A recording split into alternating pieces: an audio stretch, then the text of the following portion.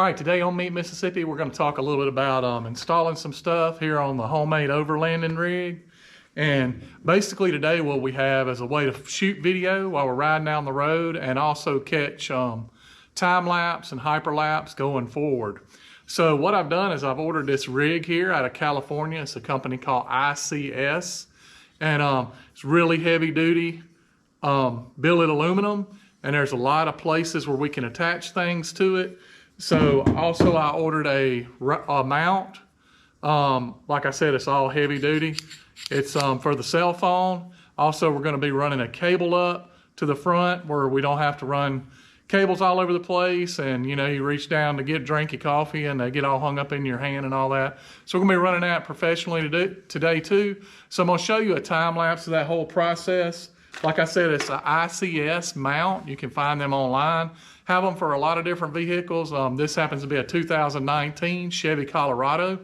And there's not a lot of stuff available for the Colorado. You know, they're a mid-sized truck, but I like it. It gets good gas mileage. It's a little bit smaller. Gets me where I need to go. Hauls my rooftop tent fine. So I've been very pleased. So I hope you enjoy this video. And if you need anything, reach out in the comments. So thank you for watching Meet Mississippi. All right, when we begin this project, I decided to go get some trim tools from Harbor Freight. They made it a whole lot easier. We were able to pop that trim off without any kind of damage or marking it up or anything. So some things I learned, like they said that there were 8mm screw heads. They were actually 7mm. As I was removing everything, there's some tricks to it. First, you got to slide this little tab out before it actually allows you to pull it loose. As I was working, I actually using the extension into my drill, and it actually let me get back there without having to put the ratchet back way back in the dash like I saw the guy on the video do. You'll notice here that I actually popped the dash up and put in 2 little 1/2-inch pieces of PVC fittings in there. This kept me from having to remove the side airbag system on the left-hand side. It just kind of made me nervous and I didn't want to do it. I was able to access with a shallow well socket those bolts that he pulled the whole dash out to get to.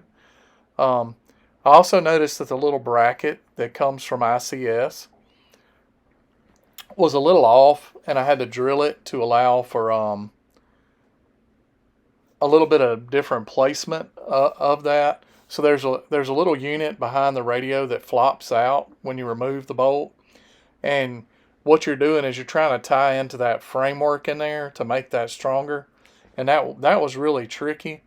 But with a little bit of, drilling it out and trying to shift it a little bit to the side, it all tightened up and it all worked fine. I also decided I would run a USB-C through the top. I can't stand cords hanging down from my dash and all around. Pop the side panel out of the truck and actually put some Velcro around it where it was real nice and neat. Tucked it under there in a little compartment where there wasn't anything. And then just run it up to the side. I've got like 6 feet of extra cable if I ever need it, but I don't think I will. So this just made it real nice, gave it a nice clean look. Maybe something you want to add. The little feet in the front, I tried to put them on before I actually put the ICS dash mount in. But what happens is if you try that, it won't allow the little trim tabs on the front of that to catch. So you actually have to do like I did and put them in later.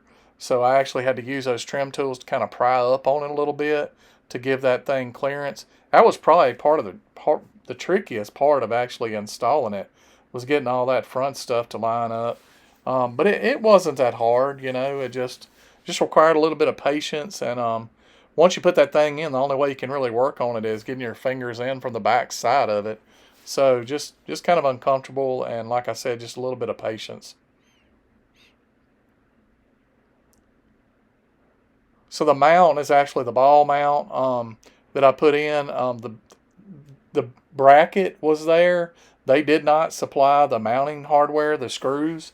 So I went and got an assortment and found some, and I actually put a lock washer on the back side of it just to make sure it didn't ever vibrate loose. And then I put everything back in, and it was just pretty much easy. It's just a whole process in reverse. Right here on the radio, there's 4 little bolts that hold that in, and then you pop the trim ring back, and it was ready to go. Hooked the phone up, plugged it in right to the USB. Everything worked, and I filmed the end of the video. So if you got any questions, ask me in the comments. All right, everybody, so that's pretty much it for this install. I'm actually shooting on the new ICS mount right now, so now as I'm going down the road, I can actually talk to you and film, and can't wait to see how this thing's going to work out. Will tell you this, there was a little bit of troubleshooting. This ICS mount, it's a great mount, but if you're not real familiar with like auto mechanics and, you know, how to drill stuff and fabricate a little bit, it might not be the mount for you. I did exactly what the YouTube instructions said, and the actual part that ties into the back behind the radio, it was a little off. I had to drill it a little bit. It took some tricks and some troubleshooting to kind of get some of these bolts in places. I ended up doing it in a manner, and you're going to see that if you watch a time lapse, I did not pull the trim off the ABS on the sides. I simply popped the dash up, put some PVC fittings under there, gave me enough clearance to work. There's just tricks of the trade. I don't like messing with that, with those airbag stuff. I mean, I'm just gonna be honest with you. It kind of makes me uncomfortable. People say you can unplug the battery for 5 minutes and all that. I just don't want to fool with it or damage it in any way. So I was able to lift that dash up, put it on. Hope this video helps you. I'm looking forward to recording while we're riding down the road. And thank you for joining me, Mississippi, overlanding, camping, different places in Mississippi. Y'all have a good one. Bye.